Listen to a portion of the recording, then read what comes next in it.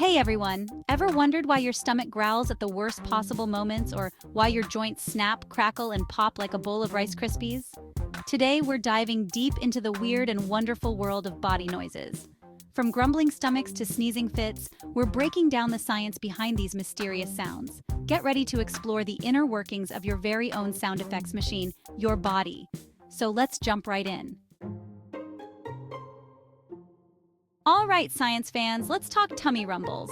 That rumbling, grumbling sound you hear, that's your stomach's way of saying, hey, I'm ready for some fuel. You see, your stomach muscles are always hard at work, even when you're not eating.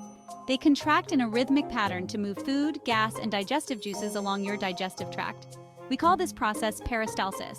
Now, you might think your stomach only growls when you're hungry, right? Well, that's not entirely true.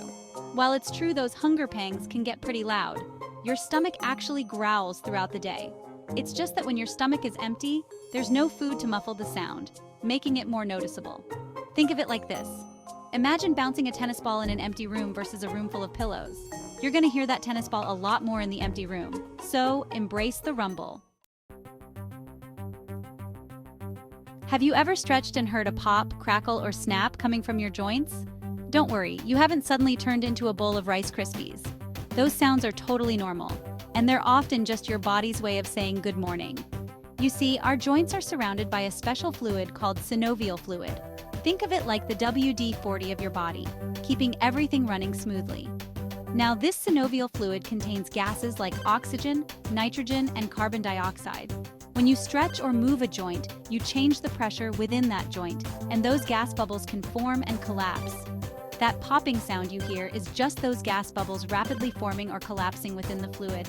It's like cracking a glow stick. You're releasing trapped energy, but in this case, it's gas instead of light. Now, there's a common myth that cracking your knuckles causes arthritis, but that's just not true. There's no scientific evidence to support that claim. So the next time you hear those pops and snaps, don't fret. It's usually just your body doing its thing. Let's talk about those explosive moments when you just have to achoo! We've all been there, right? Sneezing is your body's way of saying, not in my house, to any unwanted guests like dust, pollen, or even pepper. Think of your nose as a high-security zone, and a sneeze is the security system kicking in.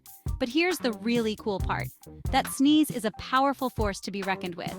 When you sneeze, your body forcefully expels air from your nose and mouth, and this burst of air can travel at speeds up to 100 miles per hour.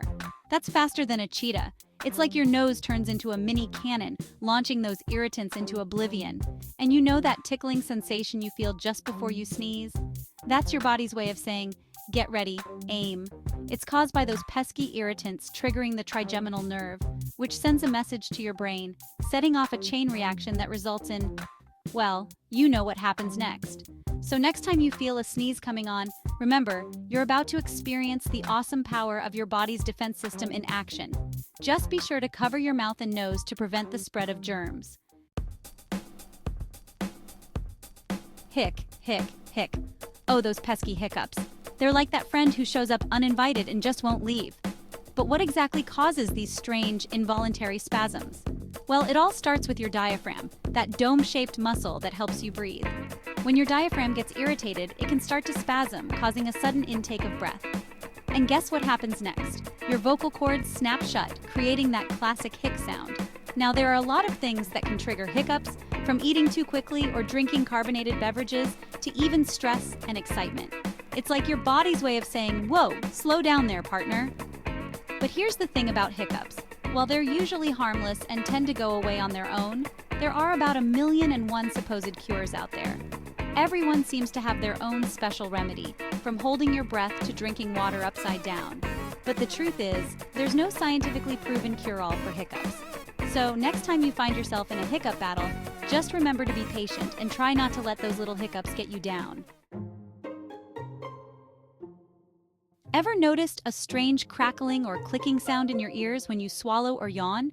It's like your ears have their own tiny sound effects crew. But don't worry, it's not some weird superpower, though that would be pretty cool.